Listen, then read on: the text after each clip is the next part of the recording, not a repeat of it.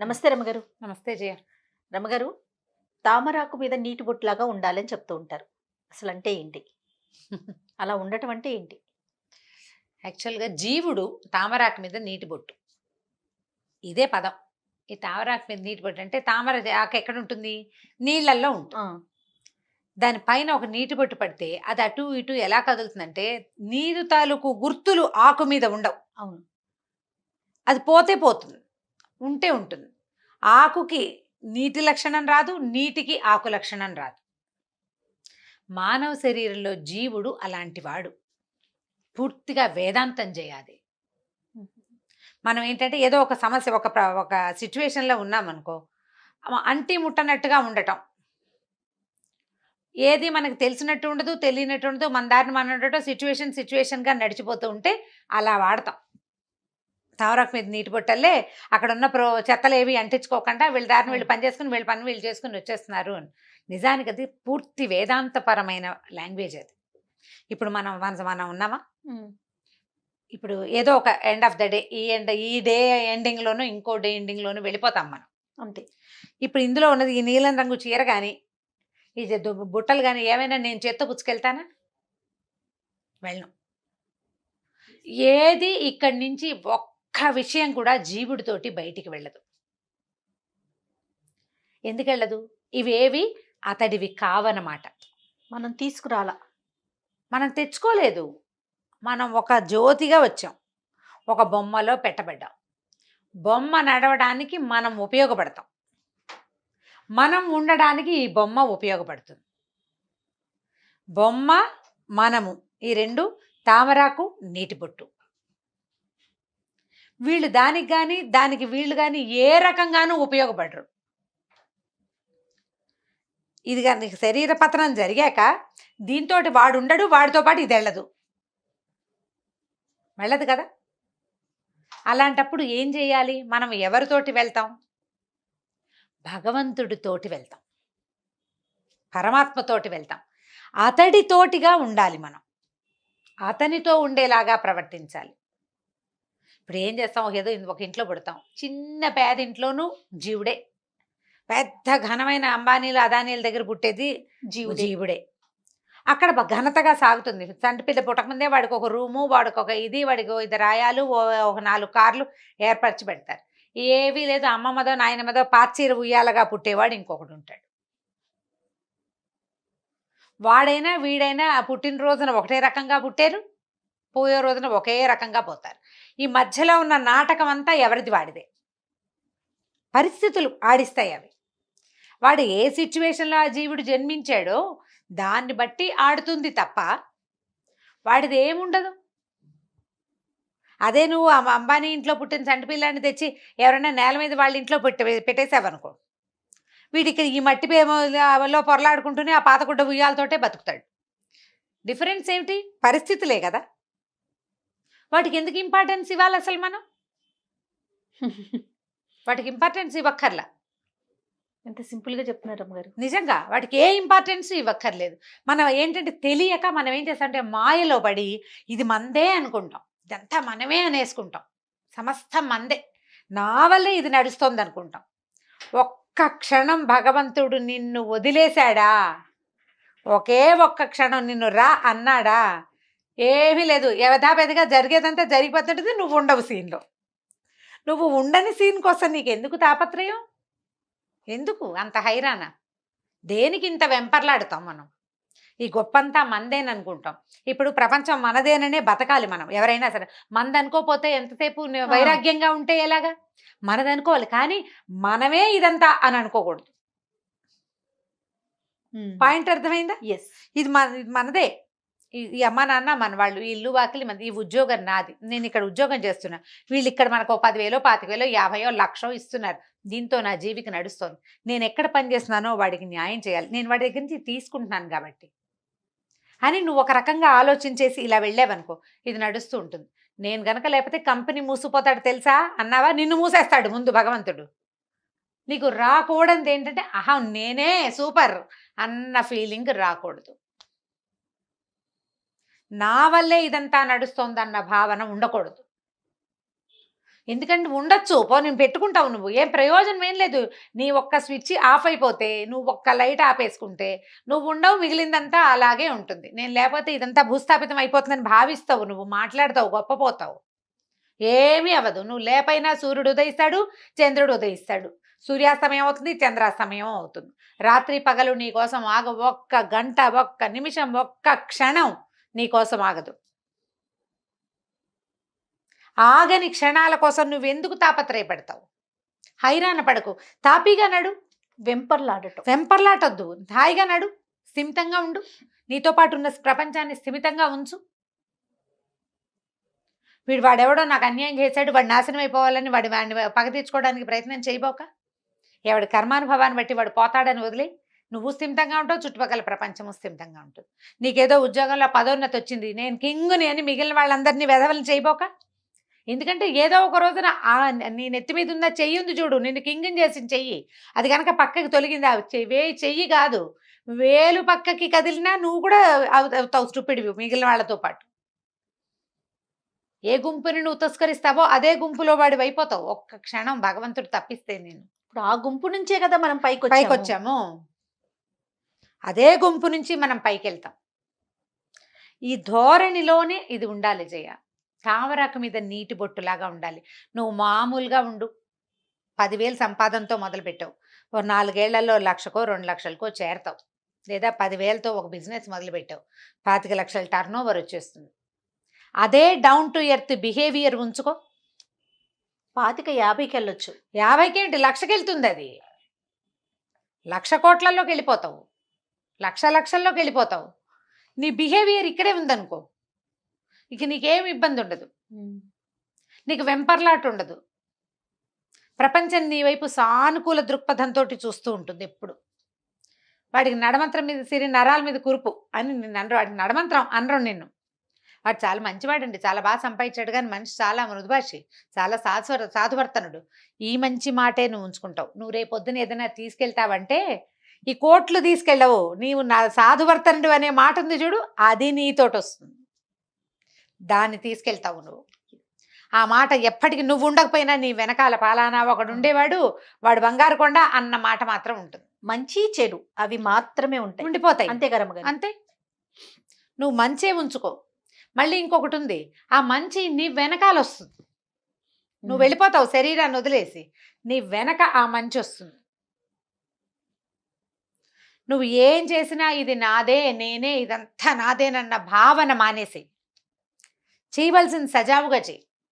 భగవంతుడు అనుకూలించాడు, చేస్తున్నాను, భగవంతుడు ఆజ్ఞించాడు, చేస్తున్నాను.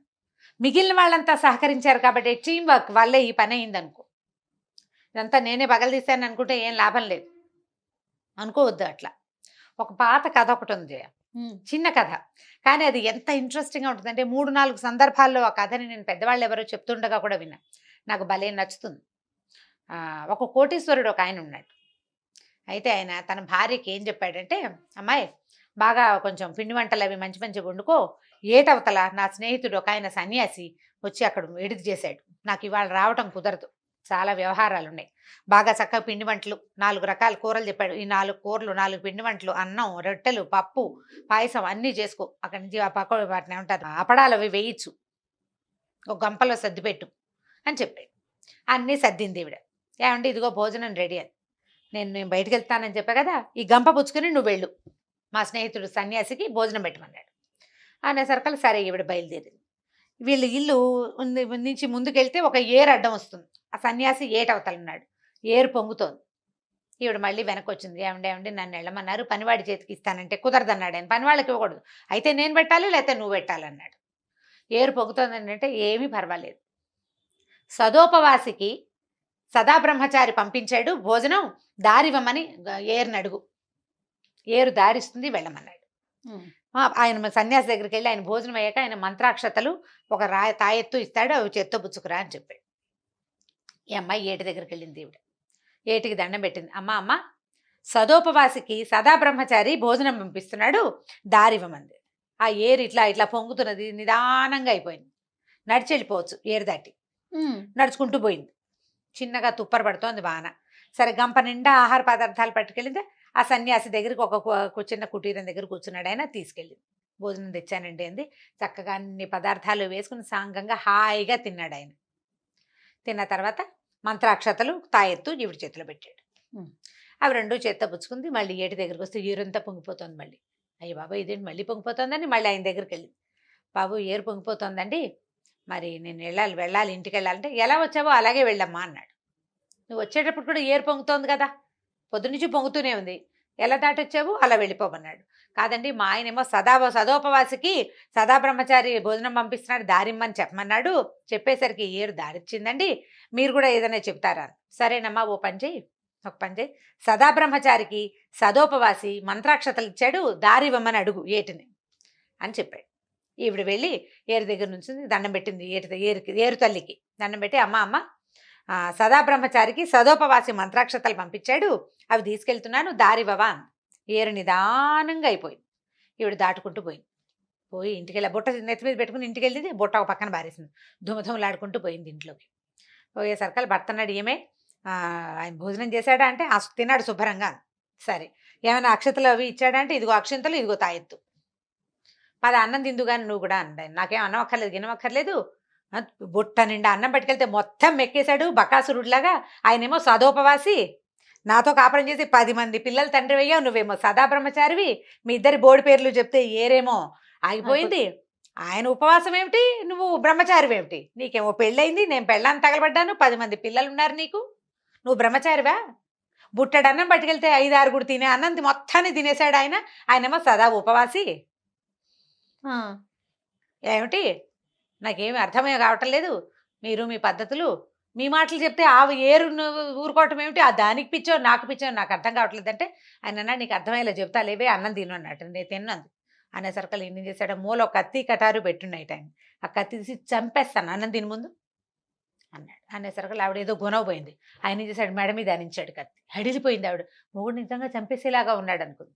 సరే కూర్చుంది, ఏదో గబగబా తినేసింది 4 ముద్దలు. ఇప్పుడు చెప్పండి ఏమే కూర బాగుందా అన్నాడు. ఆవిడ అయోమయంగా చూస్తుంది. పప్పులో ఉప్పు సరిపోయిందా, చారు బాగుందంటే, ఏమో నాకేం తెలుసు, తిన్నావు కదే అన్నాడు.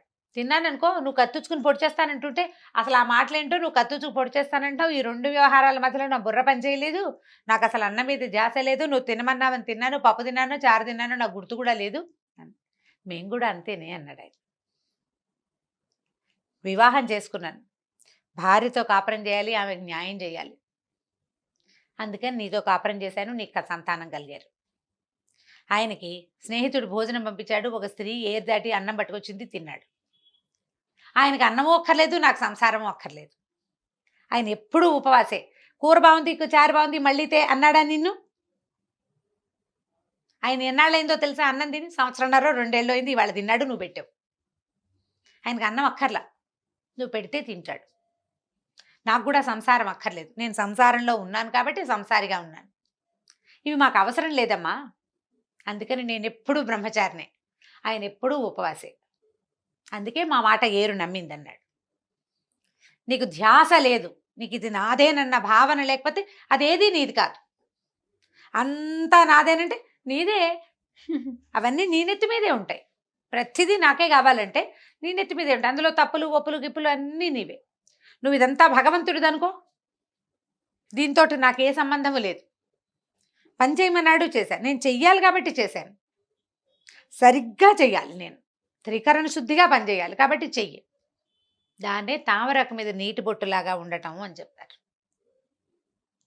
ఎంత మంచి కథ రమ్మగారు. ఇది వినడానికి అత్యంత సింపుల్ విషయం చేయ, దీన్ని అప్లై చేయటం చాలా కష్టం, ఎంత కష్టమో. ఇందులోనే ఉంటూ ఇది నాది కాదు అన్న భావన, నేను దీని నుంచి వేరు అనే భావనని డెవలప్ చేసుకోవటం బహు కష్ట సాధ్యమైనది. ఒకసారి నీకు అర్థమైతే చేయగలుగుతావు, నీకు అర్థం కాకపోతే చేయలేవు. నీకు అర్థం కావాలంటే, నేను అనేవాడిని నా ప్రమేయం లేకుండా వచ్చాను, నా ప్రమేయం లేకుండానే నేను వెళ్ళిపోతాను, ఇందులో ఏ ఒకటి నాతోటి రాదు అనే భావన నీ బుర్రకెక్కాలి. అంత వేదాంతం ఎక్కించుకోలేకపోయినా, అంత వేదాంతం ఎక్కించలేవు. నువ్వు ఒక ఉద్యోగం, ఒక వ్యాపారం, 4 రకాలుగా కష్టపడి నువ్వు పైకి వచ్చినప్పుడు ఇదంతా నేనే నాదేనన్న అతి నేను అనే భావనలోకి వెళ్ళకూడదు. ఈ అతినేనితో కళ్ళు తలకెక్కినాయి ఇలాంటి మాటలు వింటుంటాం. అవును. ఆ కళ్ళు తలకెక్కిపోకూడదు, ఎక్కకూడదు. నీ వల్ల ఇతరులకి ఆ భావన రాకూడదు, నీకు రాకూడదు. నీకు రాకపోతే ఎవరికి రాదు. నువ్వు డౌన్ టు ఎర్త్ ఉండు, నువ్వు ఎప్పుడు డౌన్ టు ఎర్త్. ప్రపంచం దృష్టిలో కూడా నువ్వు అలాగే ఉండగలుగుతావు. అప్పుడు నువ్వు భగవంతుడికి చేరువవ్వగలుగుతావు.